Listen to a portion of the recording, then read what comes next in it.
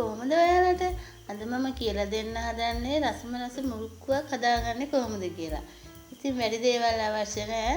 ඉන්දියාප්ප පිටි, ලුණු, මිරිස් කුඩු, කහ කුඩු ටිකක් තමයි අවශ්‍ය වෙන්නේ. මේ වගේ රසයට ගෙදරදීම පුංචි බබාලට හදලා කන්න දෙන්න පුළුවන්. මම හාල් පිටි 250ක් ගත්තා. ඉන්දියාප්ප පිටි. ඒකට ලුණු හැන්දක්, මිරිස් කුඩු හැන්දක්, කහ කුඩු තේ ඇඳි භාගයක් දාගන්න ඕනේ. ඊට පස්සේ සුදු ලුණු පිටි 3-4ක් තලලා වතුර ටික දාලා විනාඩි 10ක් විතර පැත්තකින් තියලා තියාගන්න. ඊට පස්සේ ඒක තේ ගොට්ටක ආධාරයෙන් පෙරලා ඉස්ම ටික විතරයි ගන්නෙ.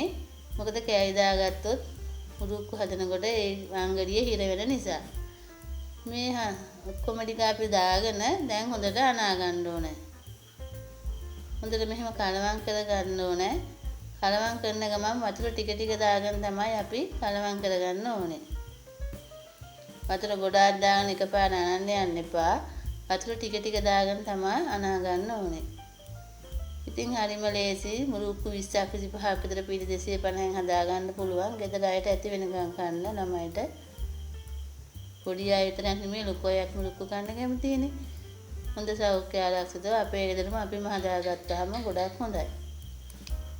ඉතින් වතුර ටිකක් දාගෙන ටික ටික දාගෙන ඉන්දියාප්ප පිටි වලින් තමයි මේක හදාන්නේ. රොටි පදමට තමයි අපි මේ මිශ්‍රණය අනා ගන්න ඕනේ.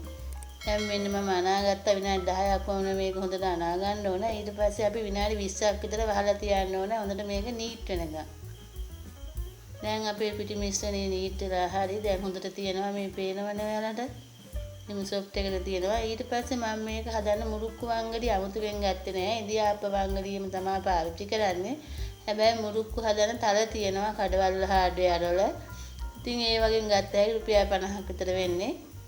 ඒ තල දෙකක් විතර ගත්තාම අපට ඕන හැටියට මුරුක්කු එක එක හැඩවලට හදා ගන්න පුළුවන්. අද රවුම් මුරුක්කුවක් හදන්න නිසා මේ වගේ එකට දාගෙන පිඟානකට තමයි ඉස්සෙල්ලාම මම මේකෙන් මිරික ගන්න හදන්නේ. නැත්තම් කෙනෙක්ම තාච්චියට මිරික ගන්න පුළුවන්. මේ විදියට හදනකොට ඉස්සෙල්ලා පිඟානක මෙන්න මෙහෙම රවුමට කරකවන්න. බලන්න පේනවනේ මේ විදිහට ලස්සනට හැදෙන්න කරකව ගන්න.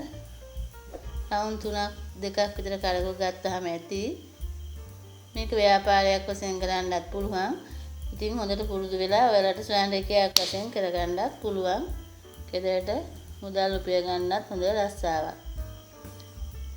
මෙන්න මෙහෙම තෙල් ලිපේ තියලා තෙල් තාච්චියෙන් භාගයක් පමණ දාගන්න. ගොඩක් දාන්න එපා මුරුක්කු බැදෙනකොට උතුල්ල යන නිසා.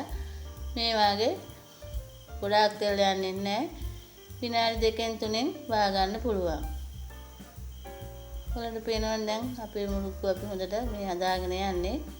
ඉතින් මේ වගේ මුරුක්කු 20ක් 25ක් විතර හදා ගන්න පුළුවන්.